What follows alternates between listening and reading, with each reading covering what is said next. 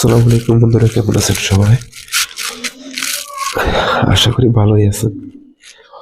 তো আজকে প্রচুর শীত পড়তেছে। তো আমি ছাদে চলে এসেছি। দেখেন শীতের কি অবস্থা। এ হচ্ছে ছাদ থেকে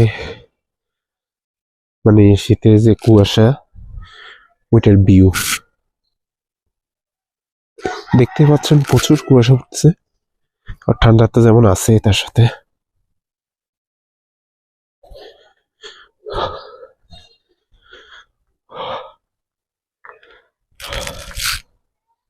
এখন প্রায় 9টা বাজতেছে, সকাল 9টার সময়। দেখেন কি অবস্থা।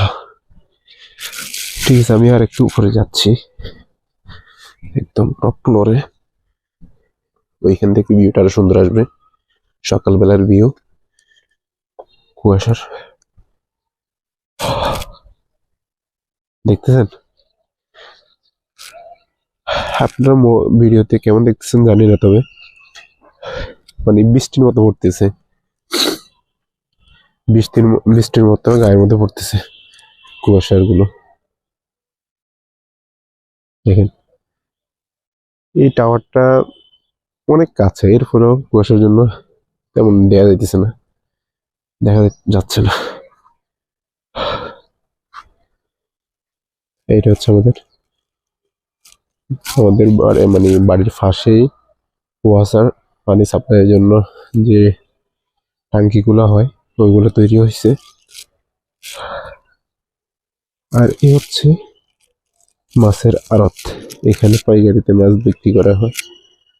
সব জায়গা থেকে এখানে মাছ আসে, তো এখান থেকে খুচরো বিক্রেতারা পাইকারিতে নিয়ে নেয়, এরপরে বাজারে বিক্রি করে।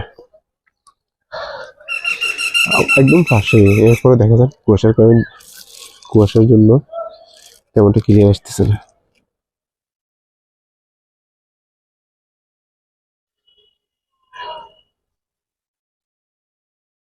তো আপনারা কে কোথায় থেকে ভিডিওটা দেখতেছেন, আর আপনাদের অঞ্চলে বা আপনারা যে যে জেলায় থাকেন ওইখানে কেমন শীত পড়তেছে কমেন্টে জানান। আমাদের এখানে তো প্রচুর শীত। তো জানি না, আশা করি সব জায়গায় প্রায় সেমই ঠান্ডা পড়তেছে। আসলে শীত দিনটা আসলে ভালোই লাগে, কিন্তু সবার জন্য তো ভালো লাগে না। সেটা হচ্ছে যারা যারা অসহায়, একটু গরিব, যারা যারা হচ্ছে বাইরে থাকে, যাদের থাকার জায়গা নাই। তো এরকম কিছু সুবিধা বঞ্চিত মানুষ আছে, আমরা যাদেরকে খুবই অবহেলা করি বা খেয়াল করতে চাই না। তেমন কিছু মানুষ আছে যারা এই শীতে অনেক কষ্ট, শীত যখন আসে তখন অনেক কষ্ট করে।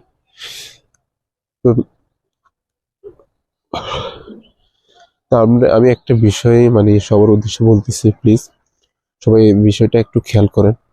সেটা হচ্ছে যে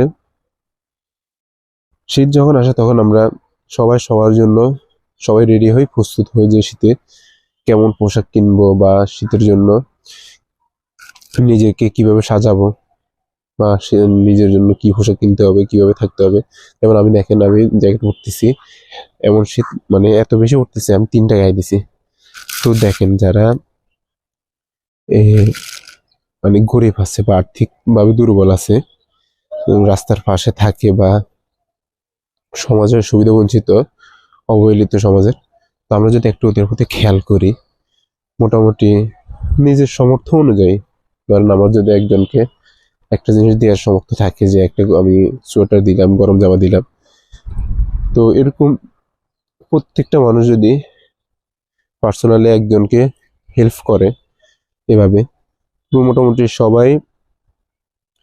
এ, সবাই মোটামুটি এই শীতটা ভালোভাবে কাটবে।